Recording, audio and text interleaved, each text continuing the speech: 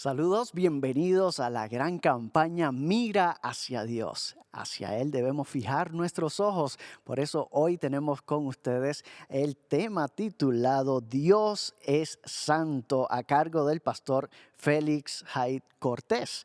Y también pues vamos a tener una interpretación musical en la voz de Natacha Pérez acompañada por la pianista Paola Acuña en Esperaré en ti. Vamos a dirigirnos al trono de la gracia para que Él nos pueda dirigir en este tema. Dios y Padre nuestro, gracias te damos porque en este momento podemos disfrutar tu paz.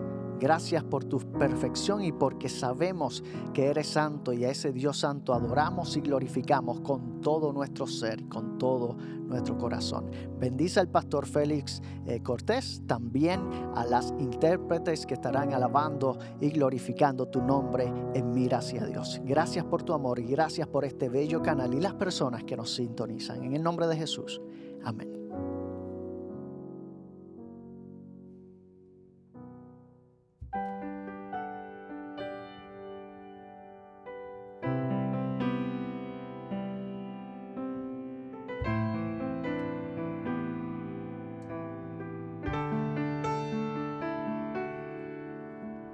Por tu palabra, oh Dios, háblame.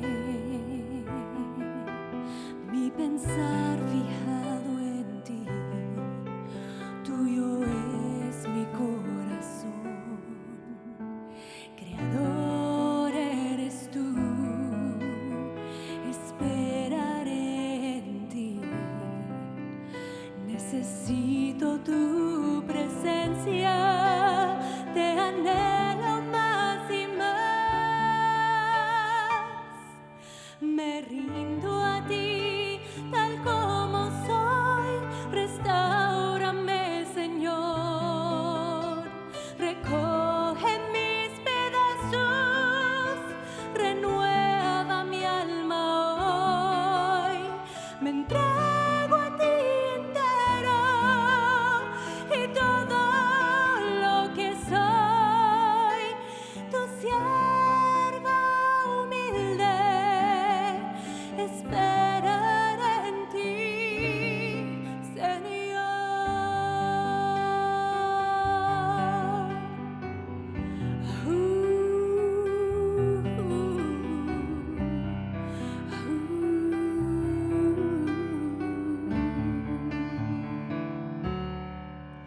Alfarero eres tú,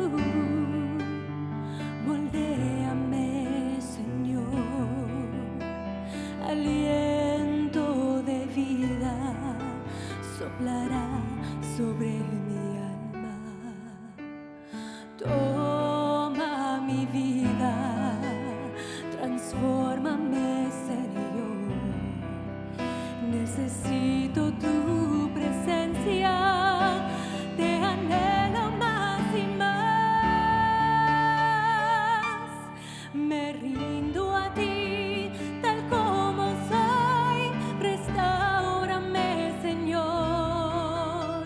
Recoge mis pedazos, renueva mi alma hoy. Me entrego a ti entero y todo lo que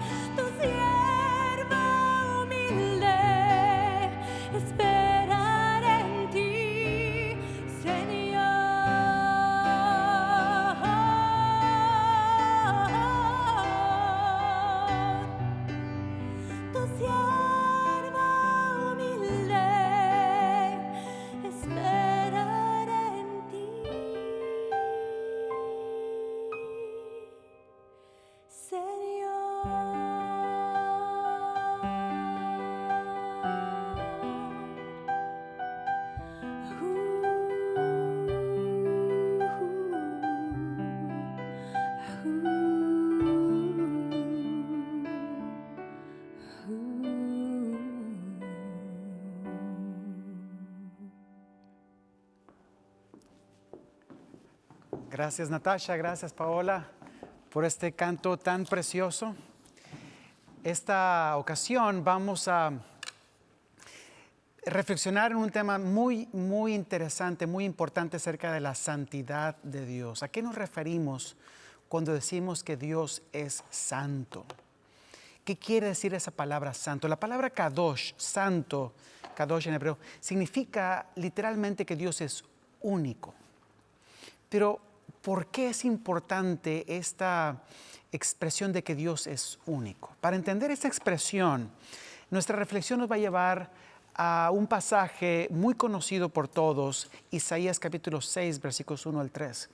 Pero vamos a leer este pasaje en el contexto de la historia de Isaías y del pueblo de Israel. Isaías 6, 1 al 4 dice lo siguiente.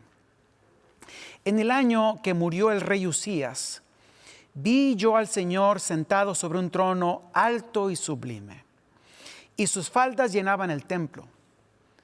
Por encima de él había serafines, cada uno tenía 6 alas, con 2 cubrían sus rostros, con 2 cubrían sus pies, y con 2 volaban.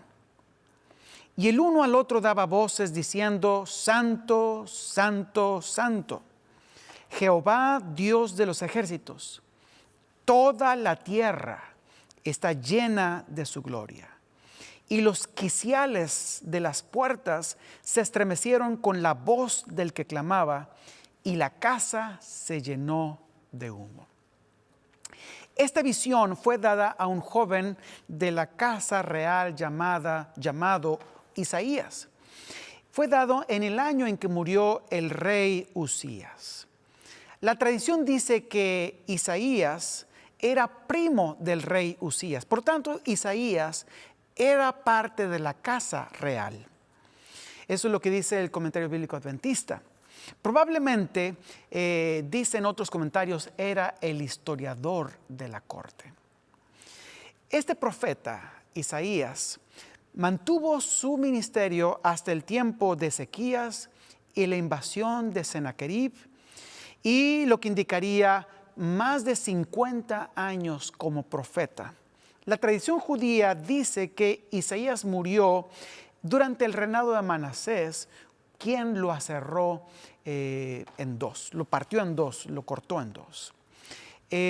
Esta visión de Isaías, capítulo 6, versículos 1 y 4, probablemente ocurrió en el año 740 o el año 739 antes de Cristo. La Biblia dice que en el año en que murió el rey Usías, Isaías estaba en la casa del Señor, donde vio la visión del trono. Esto probablemente sugiere que Isaías había iniciado su ministerio un tiempo antes antes de que muriera el rey Usías. El rey Usías, también conocido como Azarías, fue uno de los más gloriosos, exitosos, uno de los más grandes reyes de Israel. El rey Usías o Azarías reinó 52 años en Israel. Más que Salomón, más que David y más que cualquier otro de Israel, con una excepción. El otro que reinó también 52 años fue Manasés. Así que tenemos un rey muy longevo, pero es muy longevo por su prosperidad y su capacidad de gobierno. La gloria de su reinado incluyó grandes construcciones y también construcciones que tenían que ver con la infraestructura del reinado para asuntos de agricultura y ganadería, lo cual desarrolló en el reino una gran prosperidad. También dice la Biblia que tenía un grande ejército, un enorme ejército, y que los científicos, la gente, los ingenieros de guerra en el tiempo de Usías o Azarías crearon máquinas de guerra. El gobierno de Usías se extendió, creció, y dice la Biblia que derrotó a los filisteos, derrotó a las tribus árabes y también impuso tributo a los amonitas y recuperó el puerto de Eilat. Así que fue un reino muy próspero. Segunda de Crónicas, capítulo 26, versículo 15, dice que Usías hizo en Jerusalén máquinas inventadas por ingenieros para que estuviesen en las torres y en los baluartes, para arrojar saetas y grandes piedras, y su fama se extendió lejos, porque fue ayudado maravillosamente hasta hacerse poderoso. Así que fue un tiempo de grandes avances tecnológicos en máquinas de guerras, lo que le permitió tener una superioridad del ejército sobre sus enemigos. Sin embargo, en el apogeo de su gloria y de su poder, Usías cometió un pecado muy grave. Dice la Biblia en 2 Crónicas 26, versículos 16 al 23, justo después de explicar la grandeza de Usías, dice que el rey Usías entró al templo e intentó ofrecer incienso, algo que la ley de Dios solo permitía hacer a los sacerdotes, hijos de Aarón. En la Biblia es muy clara en Números 16 que Dios había puesto solamente a los hijos de Aarón para quemar incienso. Había otros levitas, también de la tribu de Leví, por supuesto, que habían disputado el derecho de Aarón de ofrecer incienso y de ministrar en el altar. Pero dice la Biblia que Dios había sido muy claro, les había pedido que trajeran sus varas al templo, en el santuario, en el desierto, y que solo la vara de Aarón había florecido.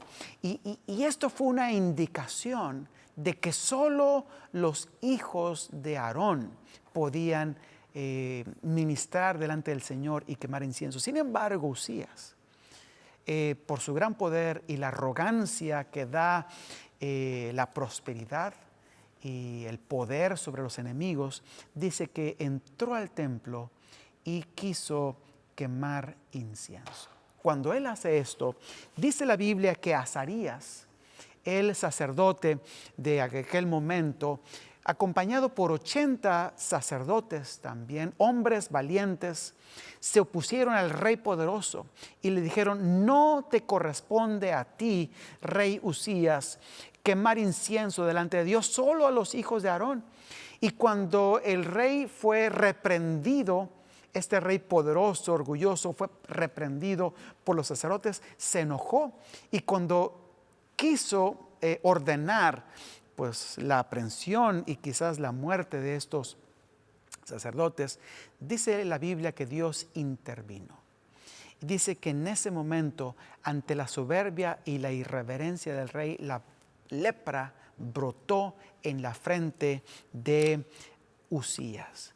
Inmediatamente dice la Biblia que fue retirado del templo y excluido, no solamente del templo, sino excluido de Jerusalén, porque como leproso no podía vivir entre la gente, tenía una casa aparte, y así fue hasta los últimos momentos de su reinado. Este rey poderoso, 52 años, herido por la lepra, fue excluido de la presencia de Dios.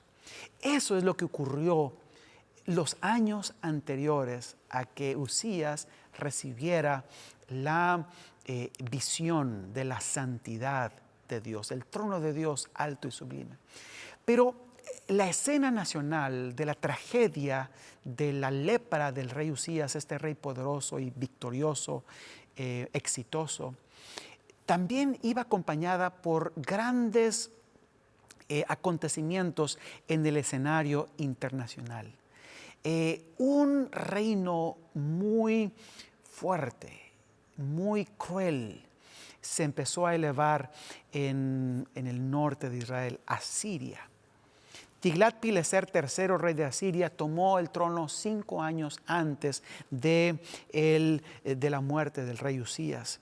Y durante esos 5 años empezó a someter a Babilonia, después a los enemigos en el noroeste, después a los reinos de Urartu, y se fue acercando poco a poco hasta que más o menos en el año 740, Arpad, la coalición de reyes que se habían levantado contra los asirios, fue tomada, la coalición cae y el siguiente reino para caer es el reino de Israel.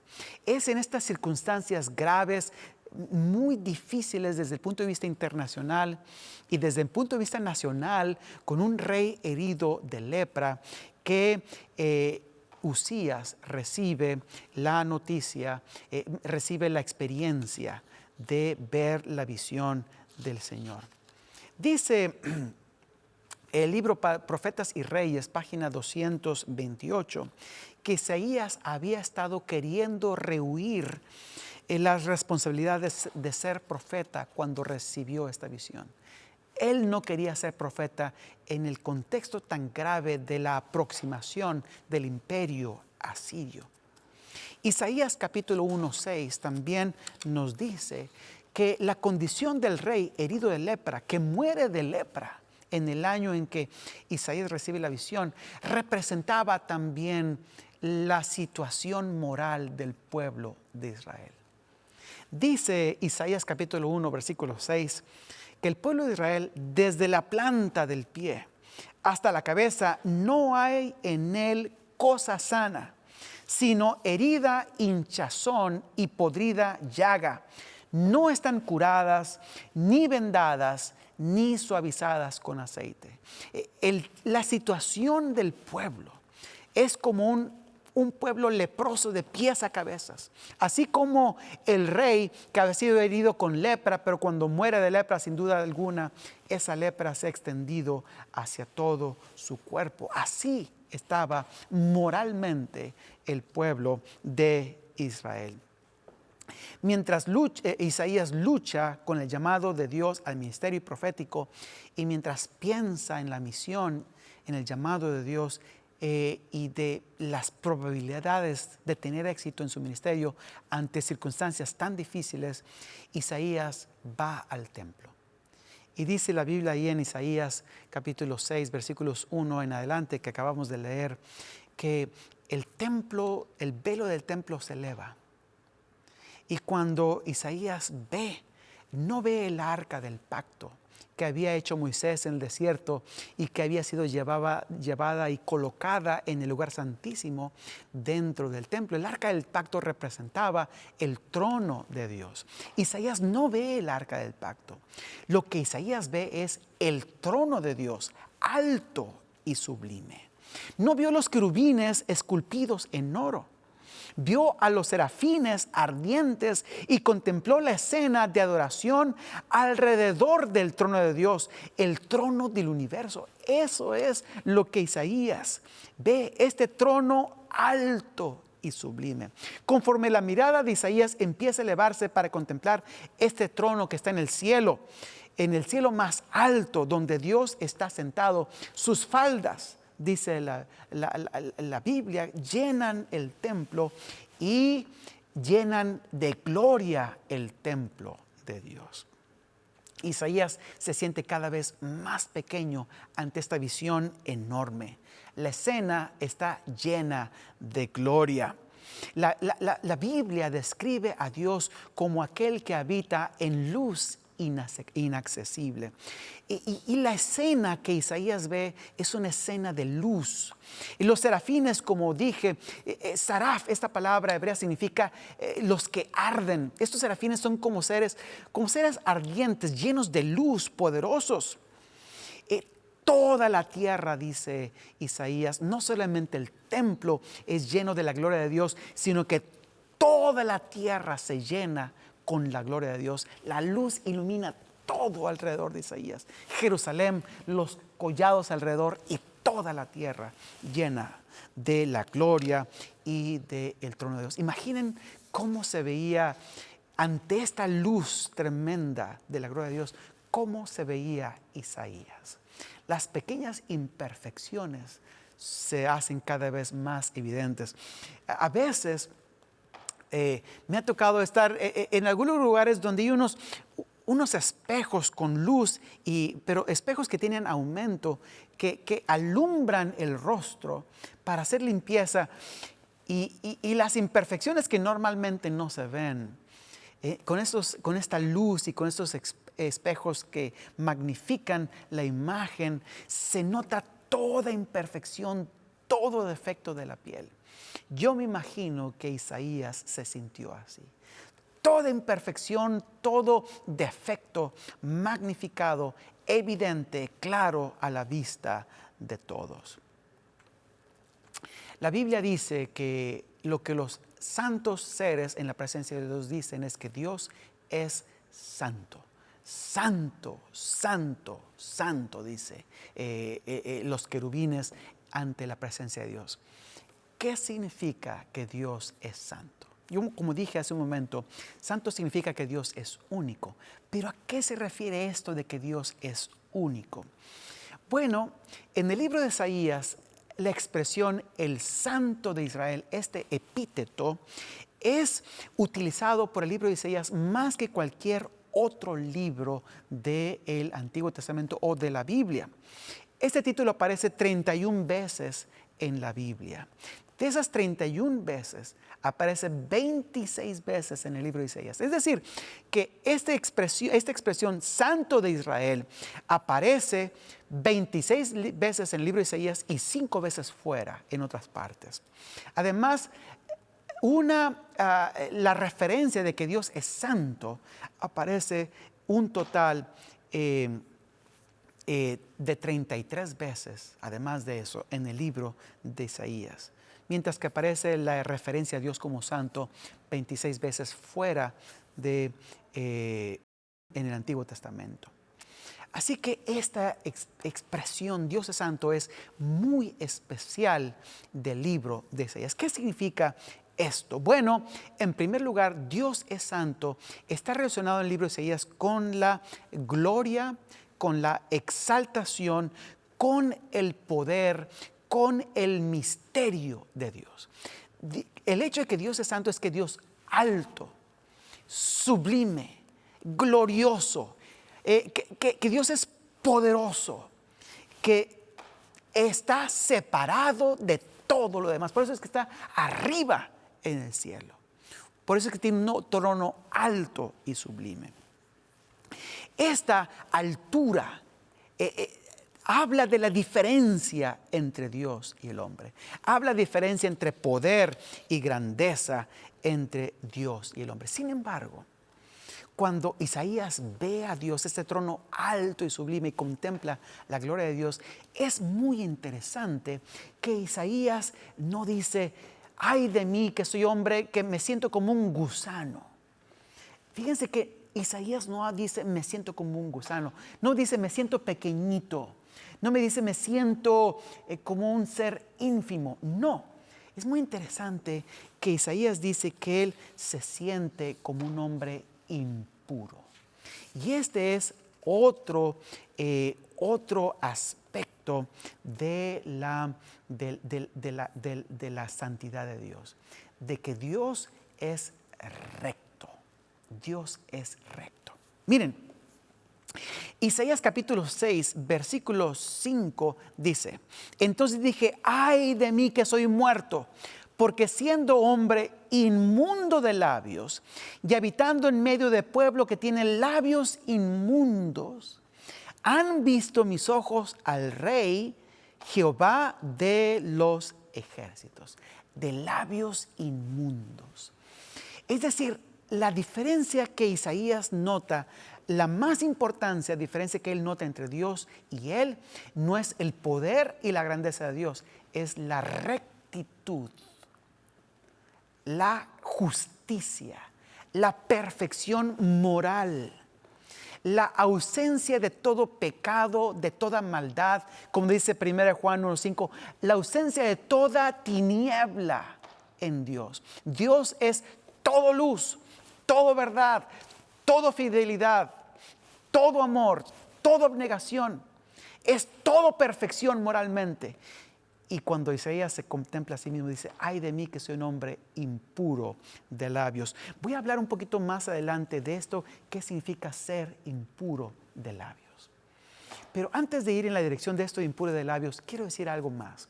Aun cuando Dios es recto y yo soy, pues, impuro, pecador, a pesar de que Dios es alto y yo soy pequeño, que Él es poderoso y que yo soy débil, hay otra cosa que define el libro de Isaías, muy interesante acerca de Dios. Isaías capítulo 57, versículo 15.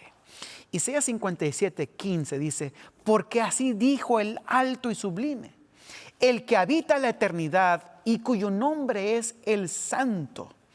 Yo habito en la altura y la santidad, pero habito también con el quebrantado y humilde de espíritu, para reavivar el espíritu de los humildes y para vivificar el corazón de los quebrantados.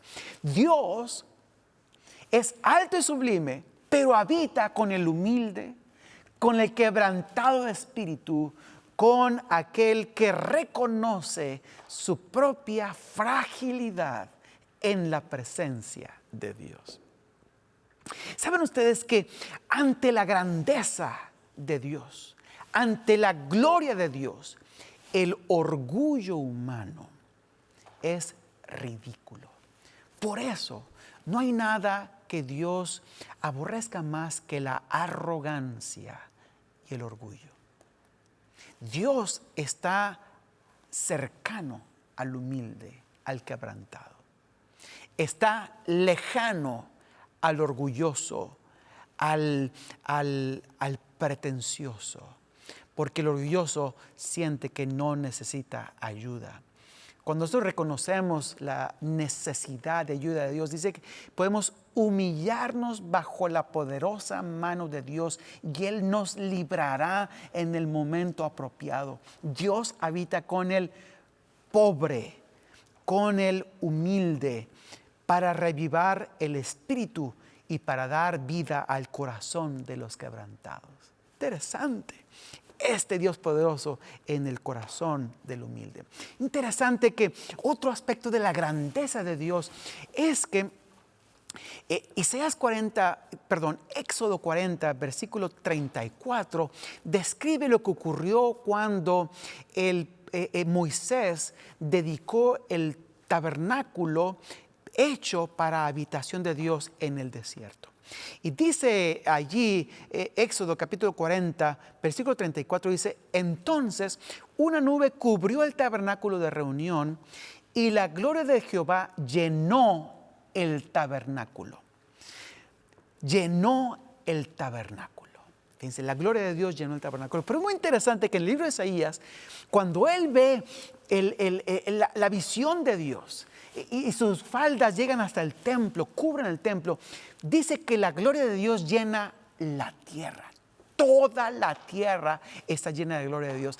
¿Qué mayor la visión que recibe Isaías de lo que ve el pueblo de Israel en el desierto? Así que este Dios grande, poderoso, es un Dios que llena toda la tierra, pero está también listo para habitar con el quebrantado y humilde de corazón. Así que hemos dicho que Dios es santo, significa que Él es poderoso, alto y sublime, pero también significa que Dios es recto moralmente, puro moralmente. Eso también significa que Dios es santo. Ahora, hay otra tercera característica acerca de la santidad de Dios que debemos estudiar. Y esa tercera característica se encuentra en Isaías capítulo 29, versículos 22 al 24. Isaías 29, 22 al 24. Y esta característica es que Dios es fiel. Es decir, la santidad de Dios tiene que ver con su fidelidad a las promesas que Él hace.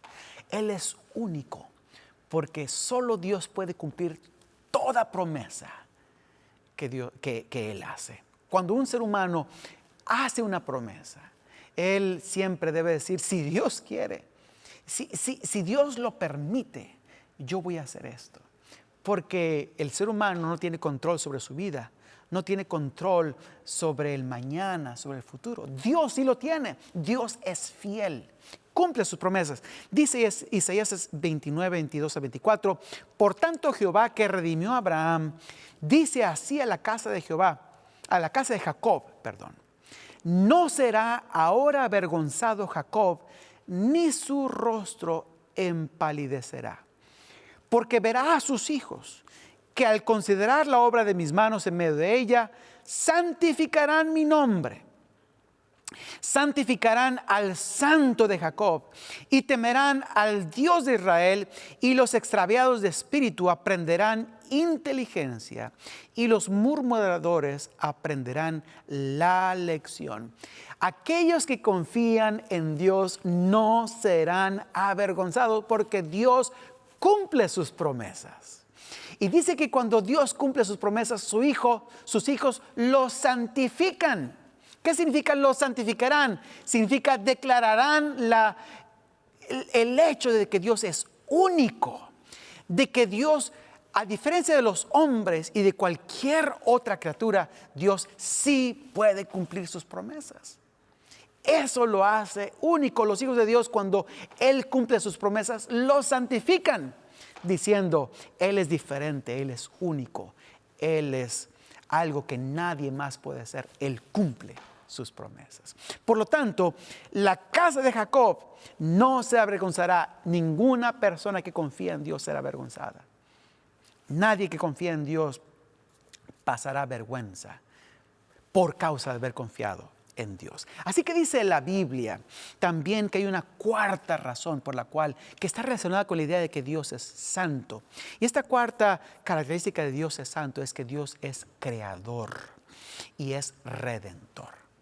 Vamos a ir a Isaías capítulo 45, versículos 11 al 13. Miren lo que dice este pasaje. Isaías 45, 11 en adelante al 13.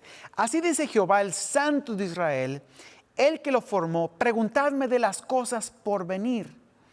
Mandadme acerca de mis hijos y acerca de la obra de mis manos. Yo hice la tierra y la creé. Yo hice la tierra y la creé, soy creador. Sobre ella creé al ser humano. Mis manos desplegaron los cielos y pongo en orden todo ese ejército. Y entonces dice, yo lo despertaré en justicia, hablando del Mesías, el libertador que Él levantará para darle a su pueblo la oportunidad de regresar a su tierra. Yo lo despertaré en justicia y enderezaré sus caminos. Él edificará mi ciudad y soltará a mis cautivos, no por precio ni por dones, dice Jehová de los ejércitos. Aquel que formó a Israel, aquel que creó a Israel, también lo redimirá. Y esta es una característica esencial de Dios en el libro de Isaías. El Santo de Israel crea, el Santo de Israel redime. Así que tenemos estas cuatro características. Dios es alto, sublime, poderoso, separado. Esta grandeza de Dios tiene que ver con su santidad, pero también tiene que ver con su santidad el hecho de que Dios es recto, es moralmente puro, pero también tiene que ver con su santidad de que Dios es fiel, cumple sus promesas. También tiene que ver con su santidad de que Dios es redentor, es creador. Esto es lo que dice la palabra de Dios. Ahora hay un aspecto muy interesante de la santidad de Dios, y es el siguiente, que todo aquello que pertenece a Dios es santo. Es decir, el templo es santo porque pertenece a Dios. Cuando decimos que algo es santo, queremos decir que pertenece a Dios. El sábado es santo porque pertenece a Dios. La ley es santa porque pertenece a Dios. Tú y yo, que somos hijos de Dios, somos santos porque pertenecemos a Dios. Somos su posesión adquirida. Somos su herencia que Él reservó para sí mismo. Por eso somos santos. Ahora, nosotros somos santos no inherentemente. No somos santos en nosotros mismos. Somos santos porque pertenecemos a Él. Lo interesante y lo maravilloso de las Escrituras es que Dios quiere que esta santidad que tenemos porque pertenecemos a Él se convierta también en una santidad en nuestra persona, una santidad moral, porque lo reflejamos como es Él. Es decir, Dios quiere transformar mi santidad porque pertenezco a santidad porque me parezco a Dios. Dios quiere reproducirse en mí mismo. Y este proceso de santidad, de ir a decir soy santo porque pertenezco a soy santo porque me parezco a Dios, este proceso es el proceso de redención. Y este proceso lo podemos encontrar en el libro de Isaías, pero no tendremos tiempo para explorarlo en esta ocasión. Quizás en otro momento ustedes pueden explorar más cómo Dios hace ese proceso de redención en el libro de Isaías. Pero quiero mencionar un detalle, y es algo que yo iba a mencionar acerca de la impureza, los labios. ¿Cómo hace Dios esto? Dice la Biblia, como dije hace un momento, que Isaías ve a Dios y dice, ay de mí que soy un hombre impuro de labios y que habita en un pueblo impuro, en medio de un pueblo impuro. Isaías no dice soy pequeño, soy frágil, soy mortal, dice soy impuro. ¿Por qué es importante que decimos que dice Isaías que es impuro de labios? Es que cuando habla de labios, la palabra de Dios habla del corazón. Porque la Biblia dice, Mateo 15, que de la abundancia del corazón habla la boca. Es decir, cuando habla de los labios, habla del corazón que produce todo lo que sale por los labios. Mateo 15, 18 al 20 dice, porque lo que sale de la boca, del corazón sale. Y esto es lo que contamina al hombre. Porque del corazón salen los malos pensamientos, los homicidios, los adulterios, las fornicaciones, los hurtos, los falsos testimonios, las blasfemias. Estas cosas son las que contaminan al hombre. Es decir, cuando Isaías dice que es un hombre impuro de labios y dice, tengo un corazón impuro. Mi corazón está lleno de todo este problema de mentira, de adulterio, de maldad, de contaminación, de pecado. Por eso soy impuro de labios. Si ustedes van a Santiago capítulo 3, versículos 1 al 12, van a encontrar que Santiago dice que aquel que no peca de palabra es perfecto. Porque la boca es un buen termómetro para medir nuestra condición espiritual. La forma en que hablamos y lo que decimos habla de lo que hay dentro del corazón. Por ejemplo, dice Isaías, Santiago 3, 1 al 12, no lo vamos a leer, pero dice que la boca es como el timón de una nave. Y una nave que no tiene timón es como una nave ingobernable. Dice que la lengua, la boca, la lengua es como el caballo, es como el freno de un caballo. Y aquel que no puede controlar la lengua es como un caballo que no tiene freno, que no puede ser controlado. Son ingobernables. Por eso, una de las características esenciales de aquella persona que ha sido tocada por Dios y en cuya persona habita la sabiduría, el Espíritu de Dios, una de las características esenciales de una persona así es la capacidad de mantenerse callado, el silencio. En el libro de Proverbios, el sabio mantiene silencio, es callado, no habla mucho. El fatuo, el insensato, él habla mucho, habla de más, no puede controlar la boca.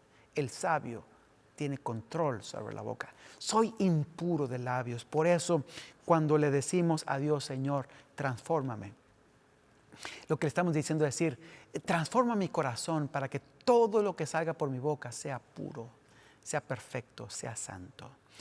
Cuando Dios ha transformado la forma, lo que sale de tu boca, es una señal de que está transformando lo que pasa en el corazón.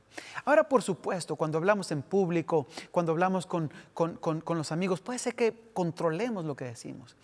Pero lo que sale de la boca cuando hablo en la intimidad, lo que sale de la boca cuando hablo con el amigo más cercano, con la esposa, con el esposo, cuando nadie me escucha, eso es el termómetro real de mi vida espiritual. Pero Dios, dice la Biblia, Dios purificó la boca de Isaías. ¿Cómo lo hace Dios? Dice que toma un carbón encendido del altar y toca sus labios, lo purifica.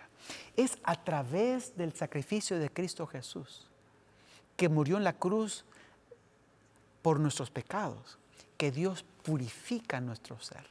Dios perdona nuestros pecados y aparecemos delante de Él como si nunca hubiéramos pecados. Pero es la cruz de Cristo también. Cuando nosotros tomamos la cruz de Cristo, cuando nosotros sacrificamos el yo, cuando muero al yo, cuando puedo decir como dice en Galatas 2:20, con Cristo estoy juntamente crucificado, ya no vivo yo, mas vive Cristo en mí. Cuando yo puedo decir que yo muero a mí mismo, cuando, como dice Cristo Jesús, tomo la cruz de Él y lo sigo, cuando muero al yo, es cuando el corazón es transformado. Es este sacrificio de Cristo por mí y mi sacrificio que hace posible Cristo Jesús por su poder en mi vida, es lo que hace la transformación de nuestro ser. Pero hay algo más. Lo que transforma a Isaías fue esta visión de la santidad y la perfección de Dios. ¿Por qué le da Dios a Isaías esta visión tan sublime de su santidad? Dios le da a Isaías esta visión sublime de su santidad porque sabía que Isaías la necesitaba. ¿Saben ustedes? Cuando Dios preparó a Isaías para ese ministerio largo de más de 50 años, donde iba a haber cosas terribles, Isaías iba a ver la caída del reino de Israel, de las 10 tribus del norte, y cómo iban a ser llevadas por Asiria y dispersadas a través de todas las naciones de la tierra. Iba a ver la apostasía de Acaz y también iba a ver la apostasía de Manasés. Vería la invasión constante del imperio asirio en el tiempo de Ezequías. Y él también probablemente, conforme dice la tradición judía, iba a ser muerto, aserrado en 2. Isaías iba a experimentar todo eso. Y para prepararlo, fíjense, Dios no le da a Isaías una promesa. No le da una promesa. Dios no le da a Isaías información. Dios le da a Isaías algo más importante, una experiencia de la grandeza, de la pureza, del poder, de la rectitud, de la fidelidad de Dios. Eso es lo que Isaías necesitaba. Yo quiero decirte, amigo, amiga, hermano, hermana, lo que tú y yo necesitamos para pasar por los momentos más difíciles de nuestra vida es una visión de la santidad de Dios. O experimentar a través de la lectura de la palabra de Dios la santidad de Dios. Comprenderlo, entenderlo, verlo. Es esta experiencia lo que hace posible que yo pueda vivir para Él. ¿Saben ustedes que Isaías vio la grandeza de Dios? Y cuando tú ves la grandeza de Dios, los imperios del mundo no te atemorizan. Las amenazas del enemigo de Dios no te aterran. Las dificultades que vienen no te paralizan, porque tú has visto algo más grande, más poderoso. Has visto a Dios, la grandeza de Dios. Isaías vio la grandeza de Dios y se mantuvo firme. Acaz, el rey de Israel, no vio la grandeza de Dios. Se alejó de Dios, aunque Dios se la ofreció. Y por eso Acaz no se pudo mantener firme en el momento más difícil de su reino. Dice Isaías capítulo 7, que un poco tiempo después de esta visión de Isaías, dice que Acaz subió al trono y fue amenazado por el reino del norte y por los sirios. El reino del norte y los sirios querían que Acaz se uniera a ellos para pelear contra Siria. Pero Acaz le temía a Siria y le temía a estos enemigos que tiene alrededor, y él deseaba aliarse con el imperio asirio. Pero dice Isaías capítulo 7 que Isaías lo buscó y lo encontró y le dijo que no tuviera temor de las amenazas del reino del norte de Israel, ni las amenazas de los sirios en Damasco, ni las amenazas de los asirios en Nínive, sino que él le pidiera a Dios una señal de su buena voluntad, de su poder para él, que le pidiera una señal y que Dios le daría esa señal de que él estaría con él y que él no tenía nada que temer. Dios deseaba que Acaz tuviera la experiencia probablemente que Isaías había tenido, o una experiencia que le hiciera tener la confianza en Dios que él necesitaba en ese tiempo de crisis. Sin embargo, dice la palabra de Dios que Acaz le dijo a Isaías: no voy a tentar a Dios, no voy a pedir una señal, yo estoy bien. Pero lo triste es que Segunda de Reyes, capítulo 16, versículos 7 al 8, dicen lo que Acaz hizo. Y lo que Acaz hizo fue enviar un mensaje a Tiglat-Pileser, rey de Asiria, decirle: ¿sabes qué? Tengo temor, ven y ayúdame. En lugar de aliarse con Dios, se alió con los enemigos del pueblo de Dios.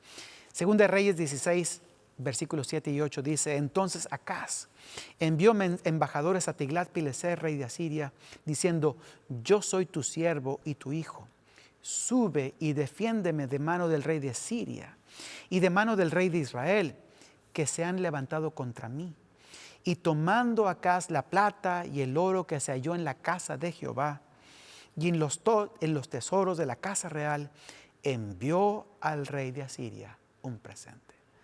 Lleno de temor, Acaz se le doblaron las piernas de la fe, y en lugar de pedirle a Dios una señal y aliarse con Dios, se alió con Asiria, rompió el pacto de Israel con Dios y buscó el poder del ser humano. Qué triste historia. Tú y yo, es posible que vivamos momentos difíciles en nuestra vida cristiana. Y cuando vivamos esos momentos difíciles, lo que nos ayudará a permanecer firmes no es conocimiento aquí en la cabeza, no es una idea de que Dios es amor, es una experiencia de la santidad, de la grandeza y del amor de Dios. Más que información, experiencia. Eso es lo que el pueblo de Dios necesita en el tiempo del fin. Saben ustedes, el libro de Apocalipsis habla de una gran alianza, una Trinidad falsa, una falsa Trinidad que se levanta contra el pueblo de Dios. Esta alianza amenazará al pueblo de Dios, amenazará con destruirlo, con edictos de muerte para los que no adoran a la bestia, para los que rehúsan tomar la señal de la bestia, el número de la bestia en su frente o en su mano. Los amenazarán con un edicto de muerte. Pero el pueblo de Dios no tiene su mirada puesta en la bestia. No dicen: ¿quién como la bestia? ¿Qué grande es la bestia? ¿Qué poderosa es la bestia? No, ellos dicen: temed a Dios y dadle gloria, porque Él es digno de ser temido. Ellos tienen su mente y su mirada puesta en Dios, no en la bestia. Saben ustedes, el libro de Apocalipsis está dividido en 7 secciones y cada sección empieza con una imagen del trono de Dios sentado dirigiendo los acontecimientos del mundo, porque esa es la imagen que nosotros necesitamos para enfrentar las tribulaciones del tiempo del fin. Necesitamos una imagen de la santidad de Dios, del poder de Dios, de la rectitud de Dios, su justicia, de la fidelidad de Dios y de su poder creador y redentor. Eso es lo que necesitamos en el tiempo del fin. Así que esto es lo que hace el pueblo de Dios. Dice el libro de Lucas, capítulo 3, versículos 16 al 17, que cuando esta visión de Dios, Él nos llenará del poder del Espíritu de Dios. Dice lo que dijo, lo que se le respondió a Juan. Yo a la verdad, dijo Juan, yo a la verdad los bautizo en agua, pero viene uno más poderoso que yo, de quien no soy digno de desatar la correa de su calzado. Él os bautizará en Espíritu Santo y fuego. Su aventador está en su mano y limpiará su era y recogerá el trigo en su granero y quemará la paja en fuego que nunca se apagará. Es este poder de Dios, este poder que viene con el Espíritu de Dios, el que los cristianos están buscando. Así que dice 1 Samuel capítulo 10, versículos 6 al 7, cuando el Espíritu de Dios viene sobre nosotros, dice que somos cambiados en un hombre diferente. Es lo que Dios quiso hacer con Saúl y logró hacer con Saúl durante un tiempo. Pero Saúl no permaneció en esta relación con el Espíritu de Dios. Dice 1 Samuel 10, 6 y 7. Entonces el Espíritu de Jehová vendrá sobre ti con poder, le promete Samuel a Saúl. Y profetizarás con ellos y serás mudado en otro hombre. Y cuando te hayan sucedido estas señales, haz lo que te viniera a la mano, porque Dios está contigo. Es este bautismo del Espíritu Santo, es esta visión de Dios que lleva a ser llenos del Espíritu Santo, lo que permitirá que nosotros permanezcamos firmes hasta el fin. Voy a invitar a Natasha y a Paola que vengan para tener el himno final con que concluiremos esta reflexión. Pero mientras ellas cantan, leo Miqueas capítulo 3 versículos 8 en adelante, que dice: mas yo estoy lleno del poder del Espíritu de Jehová y de juicio y de fuerza para denunciar a Jacob su rebelión y a Israel su pecado. Esto es lo que tú y yo necesitamos. Escuchemos ahora a Natasha y a Paola y reflexionemos en la santidad de Dios, esta experiencia que necesitamos tú y yo.